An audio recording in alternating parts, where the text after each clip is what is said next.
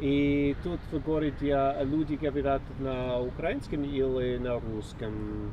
Ну, наверное, 70% на русском. На русском. Да. Но можно говорить тоже по-украински. Конечно, ну, в большей степени у нас как бы школы, университеты, все разговаривают на русском, система образования, но люди привыкли за много лет разговаривать на русском. Хорошо. Ты думаешь, это хорошее место практиковать русский язык для иностранцев или нет? Да, можно не ехать в Россию, точно. Лучше, чем в России. Привет из Харькова в Украине. Greetings from Kharkiv in Ukraine. Now, maybe you're unaware, if you're a regular viewer of the channel, or maybe you're new here, but before I had this lifestyle vlog about moving to Eastern Europe, countries like Russia, Ukraine, and Belarus, I actually used to have a language blog. I like to joke that I was a language geek, freak, whatnot, and I learned over 10 languages, including Russian.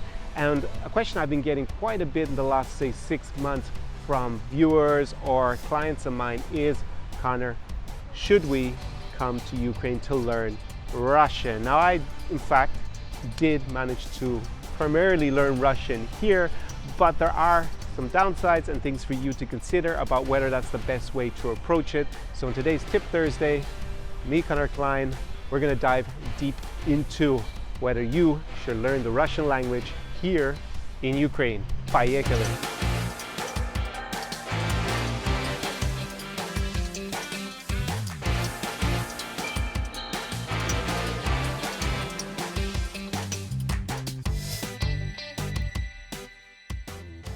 So the first question arises when I get asked about language immersions in the Russian language in Ukraine is, do people speak Russian still in Ukraine? And the answer is, in the big cities like Kharkiv, Kiev, and Odessa, definitely yes. In everyday life, it's still the main lingua franca, particularly in this city in Ukraine. Now the confusion arises because, in part, this guy over here, that's a statue of Taras Shevchenko. Now, the official language of Ukraine, the only official language at the moment, is Ukrainian.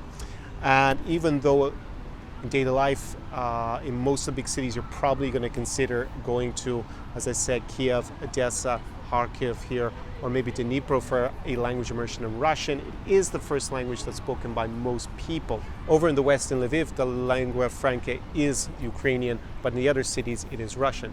That said, because the official language is Ukrainian, most things today that are written in Ukrainian. That's a similar language. And if you're starting out with Russian and you're trying to read, then you're probably going to get a bit confused because you're going to be handed things in Ukrainian, or you're going to read them in Ukrainian. So giving you some examples, menus in restaurants nowadays, they are primarily in Ukrainian here, or in English. You usually have an English translation in most restaurants, but you're not going to be handed a Russian language menu. Same for signs or official documents from the government. They are basically all in Ukrainian. So obviously for purposes of our Russian immersion, that's going to be difficult. Now, the actual language bubble you create for yourself is actually the key. So of course, if you are here and you make local friends, or you're going around and using Russian as opposed to getting caught like a lot of people when they do these language immersions with the other students, just caught in an English language bubble, then that's going to be fine. You're still going to be able to practice it non-stop here, but just be aware that written, most things you're going to see every day in reality. If you're not reading them in English, you're going to be reading them in Ukrainian.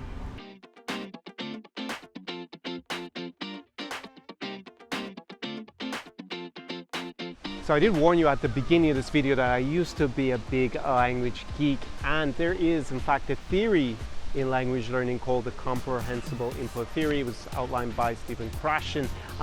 In a nutshell, what that theory says is that in order to learn a language competently and effectively, you should be taking on tasks in the language that are just a little bit too difficult for your current level. So a rule of thumb might be, if you can understand 80% of a text or a conversation, then out of context you'll probably get most of it, of the other 20%, or you can just look up those words, and that is the best way to grow. And that's because if you do the opposite, I guess, not something that's just a little bit too difficult for you, but way way too difficult, you're just not going to understand anything, and then you're not going to, it's going to be just too much incomprehension, and you won't learn anything as a result of that. And similarly, if it's too easy, then you understand absolutely everything and it's not challenging, then you don't grow and develop because there's nothing new for you to learn. So you need to be just pushing yourself a little bit. Now, the big challenge is if you just arrive here in Ukraine, you want to learn Russian, is that if you have no previous experience with Russian, you don't really speak it at all, then almost everything is going to be too difficult for you. Going to the shop, you're probably not even going to understand basic stuff in when you go in and buy something. So that means everything's going to be overwhelming for you, and that is a big issue, and that can really undermine your confidence in the beginning when you start trying to practice it. Because in order to come here and make friends and develop a social circle, if you're spending a lot of time here, you're not going to be able to do it in Russian, and as a result you'll gravitate towards an English language bubble in order to avoid being Billy no mates, as I said in one of my podcasts, not having any friends at all. And on top of that, not only do you have like an overwhelming linguistic challenge when you arrive here first, unless you speak quite good Russian, you also face a lot of cultural and just logistic challenges that can really sap your strength. That's the same kind of anywhere when you're moving to a new culture or a new country. They just do things different. Like when I moved from Ireland to the US, there were a lot of things that were challenging that took up a lot of my energy, and just getting sorted with all that cultural or just geographical difference, how they do things here, whether it's mentality or they set up the internet differently and it wrecks your day trying to figure it out. It's going to sap your strength, and when you on top of that then have a huge linguistic challenge, it can be really overwhelming. So just be aware of that. That is something that I see a lot. Most guys, they just give up and they don't learn Russian, and even if they move here, I've seen other YouTubers and they basically just hang out with their Ukrainian wife who speaks English and just let her handle everything, rather than getting into it and gradually learning it with a proper plan. So that is the big challenge, I think, with Russian in particular, because it takes, in my experience, 3 times longer than learning, say, Spanish or German as a native English speaker. And I will go into my own personal experience and how I actually did learn Russian by being in Ukraine, just a few seconds. Привет, как дела сегодня? А? Нормально, устал. Слишком много работы. Сегодня еще где-то будет? Да просто шампанское, ничего криминального вообще. Ты хочешь в другую страну тоже жить или нет? Нет, только путешествовать. Только путешествовать. So a couple of years ago, I actually made a video about how I learned Russian and why you should too. I'll link that up above in the card down below in the description. But in summary, what I did is I front-loaded as much as possible. I actually started learning Russian with tutors before I came to the region, and then once I'd been on the first trip and struggled a huge amount, because boy did I struggle on my first trip here. It was like over 10 years ago, and very, very, very few people spoke English competently, and even anything to do with tourism or travel, like going to the train station, forget it if you didn't speak good Russian or Ukrainian here. Likewise, mainly for going to restaurants even, it was difficult back in the day. So what I practiced a lot with my language tutors that I found with, say, italki at the time. Again, I'll link them below. I did a review of their platform, link below, also up above in a card. And I did these role plays for the different scenarios that I knew that I would encounter quite frequently, and that would be quite stressful and challenging for my level when I got here to Ukraine. And as a result, the next time I came back, boom, at least I could handle those and with a lot of confidence as kind of a reflex, because I'd already done them quite a bit. So basically, I spent maybe about a month to 2 months, a year, for several years before I finally moved to the region. I was constantly building it up along with experiences here. I went on hundreds, if not thousands, of dates where I primarily had to speak in Russian, so I just got a lot of time with the language. And today I would say my level is around a B2 level, if you understand the European common framework of languages.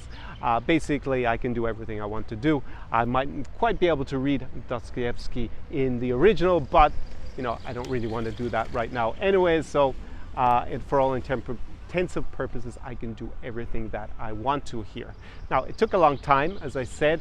It took me 3 times longer than saying learning Portuguese or learning Spanish or another Indo-European language that's closer to English. Same with German or with Dutch. So it is a big challenge. And obviously, you want to know kind of how can I minimize that amount of time. Well, really, I think one of the keys is, and this is what I actually apply to new languages that I'm learning for future trips in the region here, like Romanian. I'm planning to go to Moldova. What I'm doing before I go to the country, I've actually set up, having language tutoring 2-3 times a week for half an hour each time.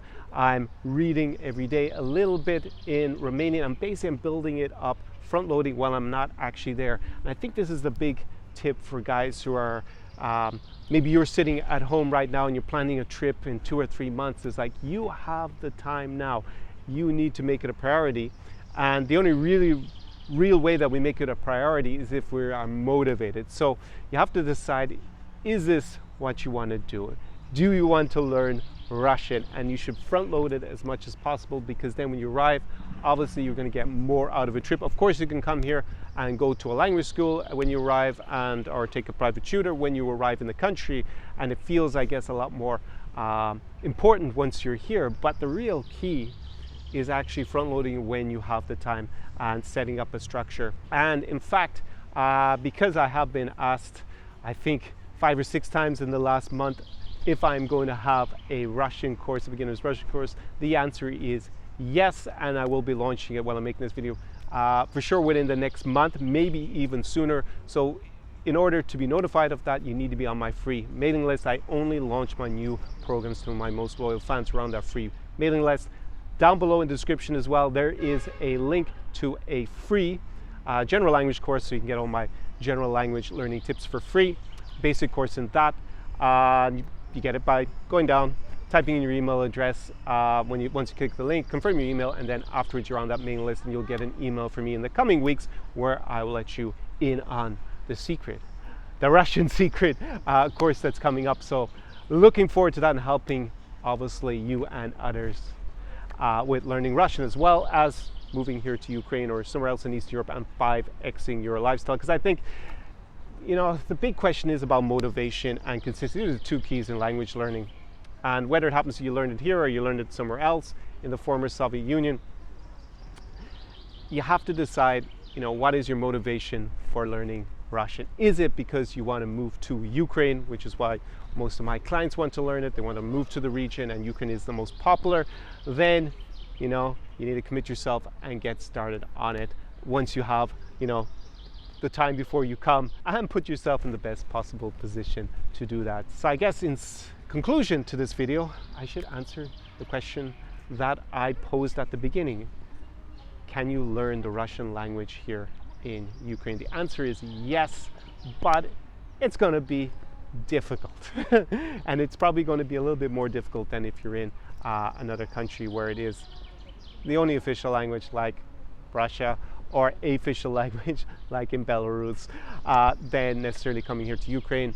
And you need to obviously front load as much as possible in order to do it as quickly. Just coming here and taking a language course, it's better doing nothing. It'll definitely help, but don't think that it's just just a silver bullet to solve your problems with the language. It does take a lot more application and work than that. So that is the end of today's video, and I will see you very soon in the next one. Do svidaniya from Kharkiv in Ukraine. До встречи. SAR Experience.